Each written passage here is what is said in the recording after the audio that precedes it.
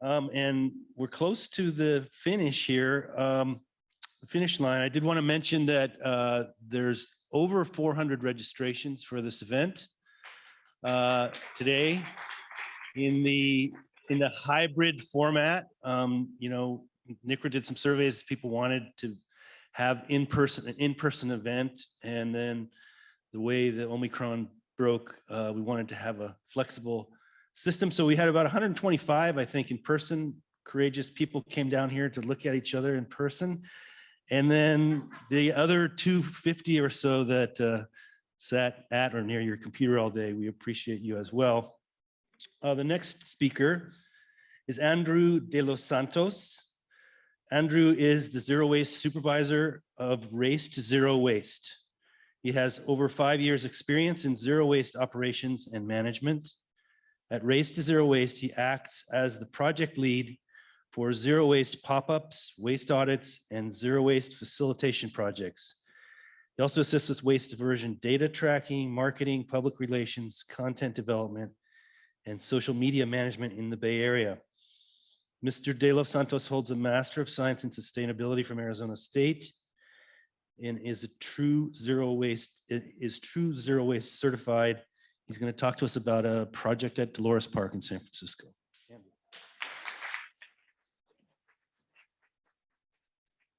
All right. Hello, everyone. It is such an honor to be here today. I remember when I was just a zero waste intern at the Presidio National Park back in 2017, sitting probably on that side with my boss, Abby Morris, and just listening to all these amazing speakers. So I'm really glad I could be here today on behalf of my boss, Teresa Bradley. She wasn't able to be here today, so I will be giving this presentation.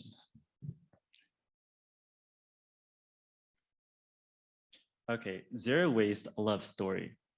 So we were going to be talking about who is Race to Zero Waste, Dolores Park's quote unquote trashy reputation and positive evolution, the Love Dolores campaign, and the Love Your Neighborhood and Zero Waste pop-ups. So we love our global presence. We have offices in San Francisco and Madrid, Spain, with followers in 80 different countries.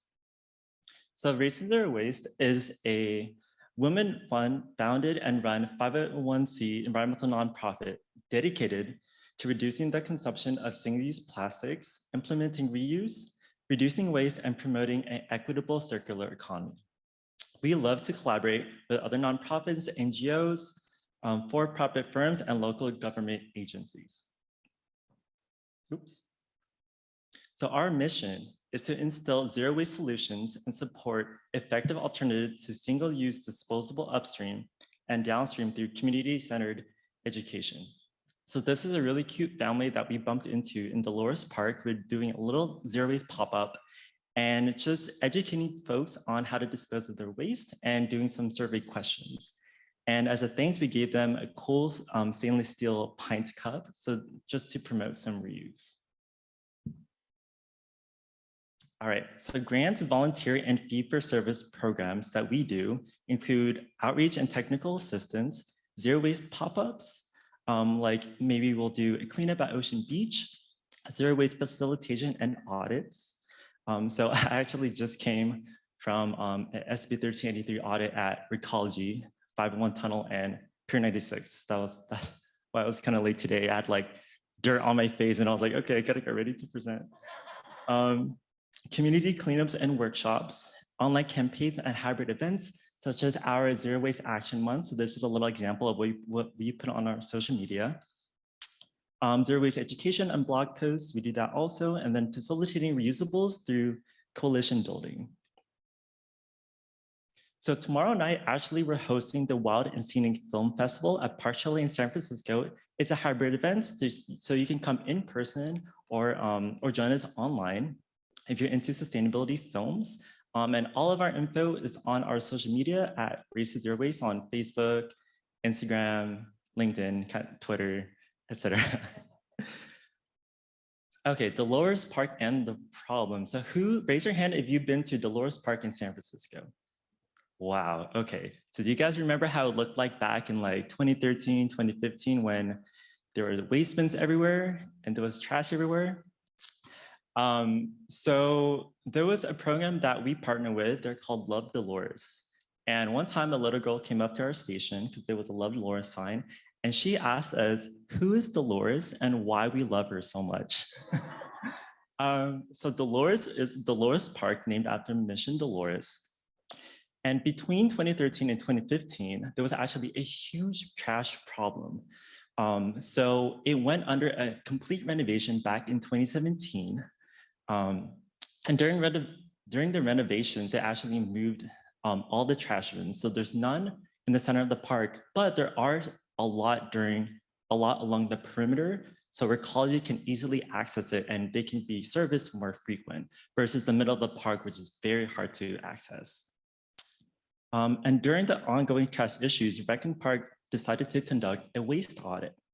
So in 2015, these were the findings. Let's see if this pointer can work. So the majority of what was found in the waste audit was actually recycling, followed by landfill, compost, and mixed. And mixed would be like maybe a little PET sauce containers with sauce still in it, so you can't actually recycle it. Recycling would be like bottles, cans. Garbage would be, dog poop bags, which you do find a lot, and then chip bags. So the Love Dolores, when that popped up, this is their mission. Their mission is to keep Dolores Park clean through active engagement and education with park visitors. So we would see the interns going out in the park asking folks, hey, where did you travel from? Where did you get the food and drinks you have right now? And have you considered maybe using reusables? Like maybe instead of bringing a bunch of red Solo cups, which are number 6 polystyrene plastics, very hard to recycle, could you possibly bring your own cup or your own mug? And another part of their mission, we want Dolores Park visitors to become Dolores Park lovers. Play, picnic, and people watch, but don't forget to pack out trash. And if you go to Dolores, you'll see banners all over that help promote this. So for 3 years, Dolores Park has seen an increase in diversion, reduction in litter, more awareness, outreach to cafes using durables, less glass, and more awareness. So this is the waste diversion by type. So now, instead of the majority being recycling, the majority is actually compost. And we find a lot of the paper kind of clamshell looking containers, maybe versus the old plastic types or the non-recyclable types, followed by recyclables and then landfill. And so as zero waste supervisor, I tracked how much volume we were diverting to compost and recycling. And then by volume, trying to understand what our diversion was per weekend we were out at Dolores. And we would be there for a couple hours during the summer months, Saturday and Sunday. So, some weekends might be a couple parties and maybe they don't separate their waste. So we'll get a lot of mixed bags where you can't recycle certain plastics because it's filled with food waste. So we have some spikes, some low spikes, but on average, our diversion rate was about 87%. So by us being there, we can actually divert most of that compost, where at Dolores Park, the plug-with bins is only landfill and recycling. So on the weekends, during the summers, people that come to Dolores Park had the opportunity to compost all of their food waste. And we could also be there to help educate them. So another thing we do is called Love Your Neighborhood campaign or Love Your Neighbor campaign. So we'll do pop-ups, for example, at Ocean Beach. Mara was a steward of this, connecting with like Richmond District Rising and having a reuse container for backpacks, chargers for our unhoused community. We partnered with Dispatch Goods to have a new drop-off location for their reusables for restaurants. And then we also partnered with the Tenderloin Neighborhood Development Corporation to introduce a 4th bin. So this was a really fun event about a month ago in Mission Bay. And the TNC was hosting this huge fun block party, promoting the new food resource hub for those in need of, for those that are food insecure in Mission Bay. And we had a little zero waste station up there. And we asked them, hey, since we're there, can we actually have a 4th bin and pilot it so we could try to collect canned foods to donate to SF Marine Food Bank. And we actually were able to get a little bit. And this was just a really fun pilot to understand if this was something that could possibly move forward. So maybe we're at Dolores Park, instead of compost recycling and landfill, we'll have another one maybe for any kind of donated goods. Oh, and is Mr. Arthur Boone in the crowd? Arthur, if you're here, can you raise your hand? Oh, he left. Okay, so there's a fun quote on the next slide, and my boss, Teresa, was talking to him over coffee at Freight and Salvage back in the 2015 recycling update. And this is a quote that resonated with her that she wanted to add. If zero waste was easy, then everyone would be doing it. Mr. Arthur Boone, recycling update 2015. And also this is an example of our zero waste station. So I don't know if you can see here, but we have a little zero waste station banner. We have recycling, landfill, and compost. And then this is me, and we have the little tabletop bins. So when visitors are done eating, they'll come to us and we'll help educate them on what goes where. Sometimes they'll, especially the international ones that are very used to this, will refuse help and we'll say, no, I've got this. Americans don't know how to sort, and they'll like put everything in the correct place, and we're usually very impressed. So yeah, so typically we have about 3 of these stations posted around Dolores Park. So we try to capture as much as the waste coming out of the park. However, there are still public bins where visitors can dispose of their waste. And also, if you want to follow us, this is our handle for all of our social media. And that is it.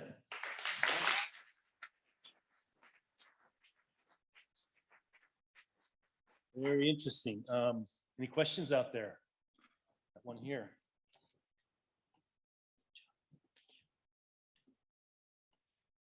When you did the waste audits, were you able to capture the change in total tonnage from before and after, or were you just kind of sampling bins? I'm just curious if the overall amount of waste changed.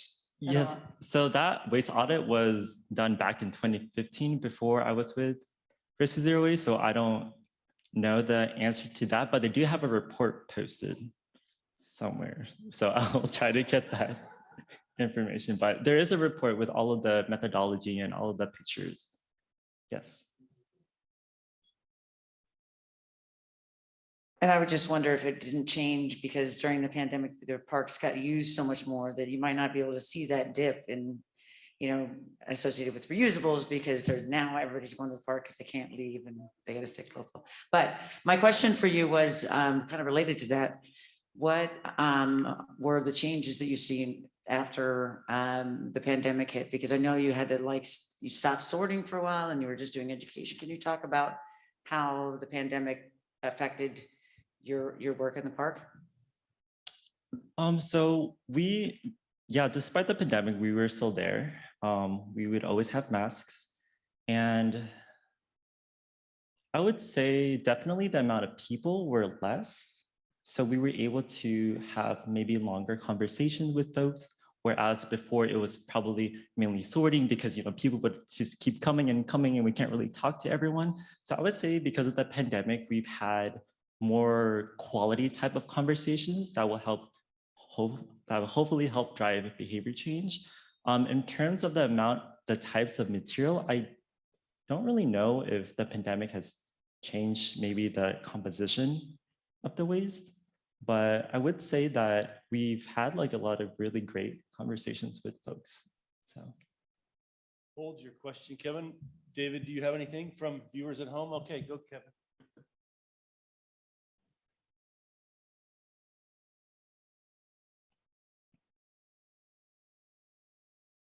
No. Yes. There we go. So there we go. Sorry about that. I was wondering about how you were funded. I think you may have covered that at the beginning, but I've watched this evolve over the years. And Rec Park wouldn't take responsibility, and then they tried to get it on Recology. You folks have stepped in, but can you talk a little bit about how you put together the funds to be able to do this? And Steve, should I plug the bags at this point? No, I'll do that. yes, so Tirsa would have the best answer for this, but I believe we are funded through Rec and Parks. And where that funding comes, I'm not very sure.